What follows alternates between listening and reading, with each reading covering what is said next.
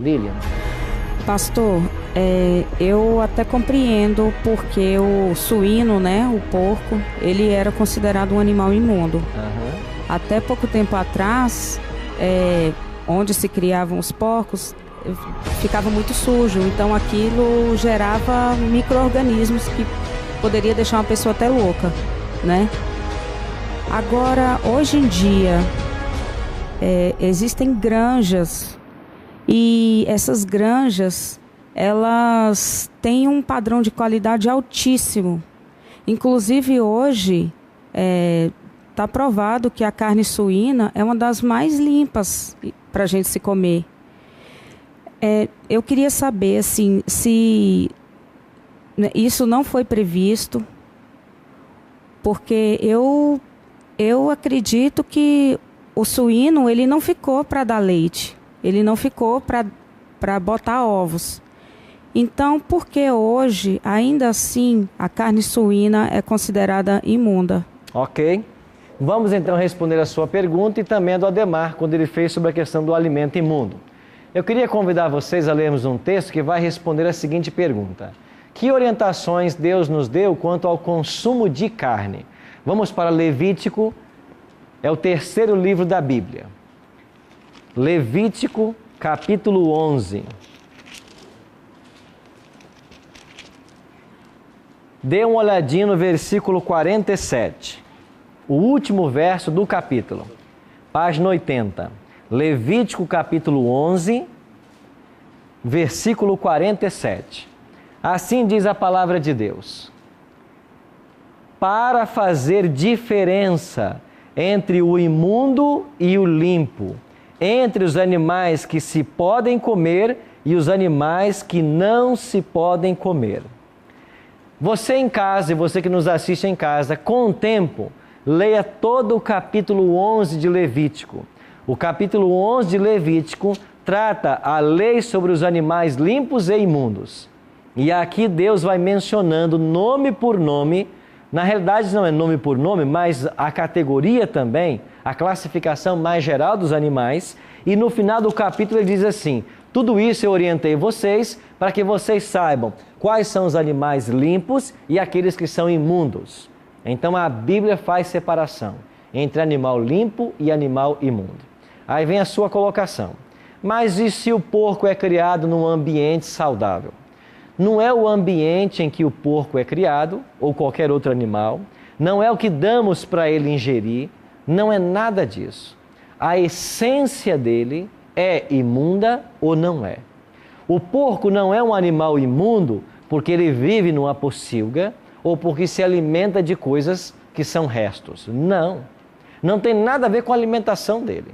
Você pode pegar o melhor alimento que houver e dar para o porco. Ele continuará sendo, biblicamente, um animal imundo. Agora, qual é o critério divino, então, para dizer esse animal é imundo e esse é limpo? É se essa carne traz prejuízo à saúde, se é prejudicial ou não. É esse o ponto. Deus, quando deu liberdade para que o homem usasse certos tipos de carnes, o próprio Cristo, quando esteve na terra, fez o uso de carne, porque ele comeu o cordeiro pascal na ceia, ele comeu peixes com os discípulos lá junto ao mar de Tiberíades. Esses animais, eles não prejudicam a saúde, mas contribuem de alguma forma. Agora, os animais imundos, todos eles, a Bíblia não fala só do porco, ela fala de dezenas de animais, dezenas de peixes. Isto não serve para nós como alimento porque prejudica a saúde. Você mencionou que existem pesquisas que mostram que a carne do porco é saudável. Essas pesquisas são questionáveis, porque quando você tem um problema de saúde, quando você vai a um médico, a primeira orientação que ele dá para você é que você suprima a carne de porco da sua alimentação. Eles usam uma expressão assim, o povo em comum, né? Porque é uma carne remosa. Sabe o que acontece? A carne de porco e de qualquer animal imundo, ela contém elementos prejudiciais à saúde, altamente prejudiciais. E a ciência exata, que busca ser séria, ela vai dizer de fato que esses animais não servem para alimento. Você queria perguntar? Ok, pastor. 2 perguntas. Primeiro, por que Deus então criaria os animais imundos? E a segunda, o leite também, para muitas pessoas, ele é altamente prejudicial, altamente indigesto. Então, por quê? Porque nós nos desvirtuamos do plano original de Deus. Essa é a questão. Por que Deus criou animais imundos? Deus não criou os animais para servir de alimento. Esse era o plano original, lembra? Nenhum animal foi criado para morrer e servir de alimento. Agora, por que Deus criou o pássaro? Por que Deus criou os insetos? Ele quis povoar a terra com variedade, mas não foram criados para alimentos. O problema é que, para solucionar um problema temporário do homem, foi permitido alguns tipos de animais e a gente agora quer usar todos os animais e ainda não quer ter prejuízo à saúde. Então Deus deu essa orientação. A segunda pergunta tua foi? Com relação ao leite. O ser humano é o único animal, assim eles dizem, que depois que cresce continua bebendo leite. Que animal da natureza humana, depois de adulto, continua fazendo uso do leite? Nenhum. Então, de fato, nós não fomos criados para ingerir leite. Nós fomos criados para ingerir o leite materno, que tem todas as propriedades para o nosso desenvolvimento harmônico e a boa saúde. Agora, por que então que a ciência às vezes fala nos benefícios do leite? Por que há tanta propaganda sobre o leite? É claro que isso é uma indústria. É claro que existem muitas pessoas ganhando dinheiro com essa indústria. Agora, já está mais que provado que o leite prejudica a saúde, que as pessoas desenvolvem intolerância à lactose. E se não bastasse o leite prejudicar a saúde, eles criam produtos derivados do leite que são muito mais prejudiciais que o próprio leite. Você está entendendo? E eu volto aqui ao que eu disse no início do programa. O diabo está governando as coisas nesse mundo e fazendo-as acontecer de tal maneira que as pessoas apodreçam vivas. E quanto mais doentes as pessoas se tornam, menos elas conseguem entender o livro de Deus ou Deus se comunicar com elas. Você tinha uma pergunta, William? Ou Luiz?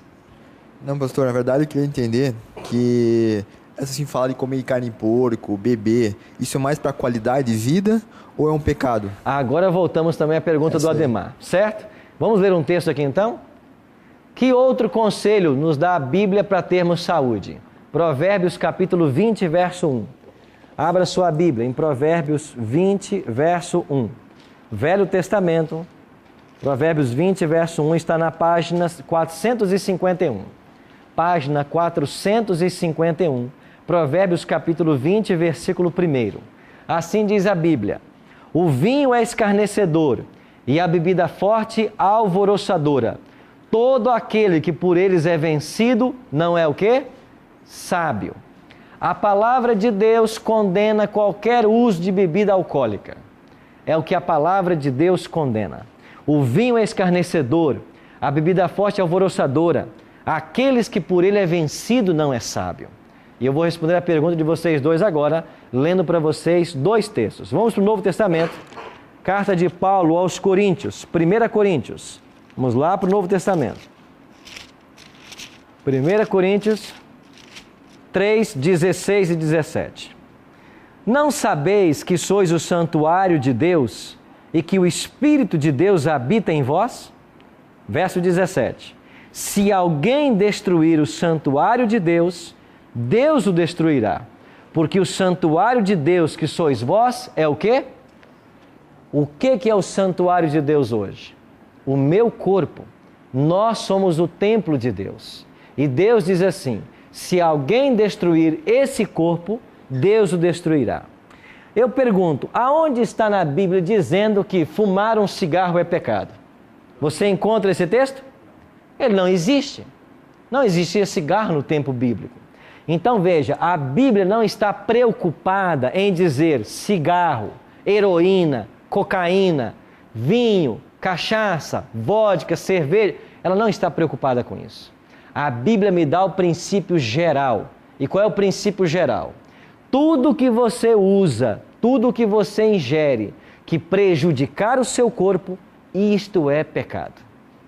Exemplo, Alimentação. Nós todos não nos alimentamos, mas se eu como em excesso, isso que pecado que é?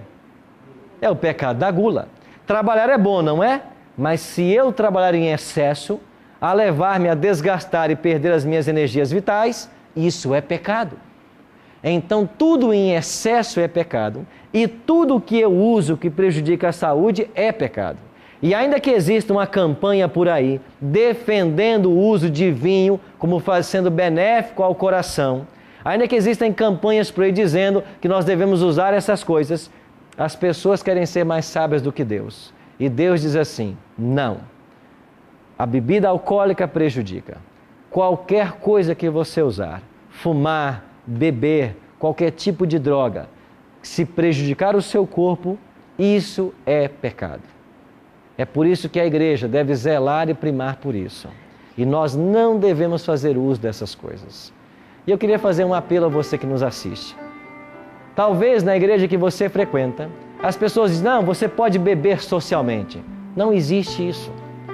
Não existe nada que a Bíblia condene que seja benéfico para nós. A Bíblia condena qualquer tipo de bebida alcoólica. Ah, mas pastor, Jesus Cristo transformou água em vinho. Jesus bebeu vinho na ceia. É claro. Que vinho que ele bebeu? Ele bebeu o puro suco da vide. Ele não bebeu vinho fermentado. Como que nós podemos provar isto? Basta estudar um pouquinho de grego e hebraico. Tanto na língua hebraica quanto grega, você tem 3 palavras para vinho. E uma delas é o puro suco da uva. E a outra delas é o vinho fermentado, alcoólico. E a outra pode ser os dois. Quando Jesus toma vinho ou transforma água em vinho, é o puro suco da uva. Quando a Bíblia proíbe o vinho, é o vinho alcoólico. Então, para quem estuda a Bíblia, não há desculpas. E o meu conselho, o meu apelo para você é que nós cuidemos. Se a Bíblia disse, eu não devo comer, é porque prejudica a saúde. Agora, se Deus, que é o meu Criador, está dizendo para mim o que é bom ou não é, você vai acreditar em Deus e na palavra dele, ou vai acreditar em uma criatura que por algum motivo está defendendo o que é errado? Esse é o apelo para você e para vocês que estão reunidos aqui. Vamos orar para que Deus nos dê sabedoria, para que nós possamos tomar as decisões certas para cuidar desse corpo que é o templo do Espírito Santo. Bondoso Deus e Pai, obrigado pelas orientações da Tua Palavra, que nos ajudam a entender a necessidade de conhecermos como funciona a máquina humana e cuidarmos bem desse corpo para termos boa saúde e uma mente lúcida para recebermos a influência celestial.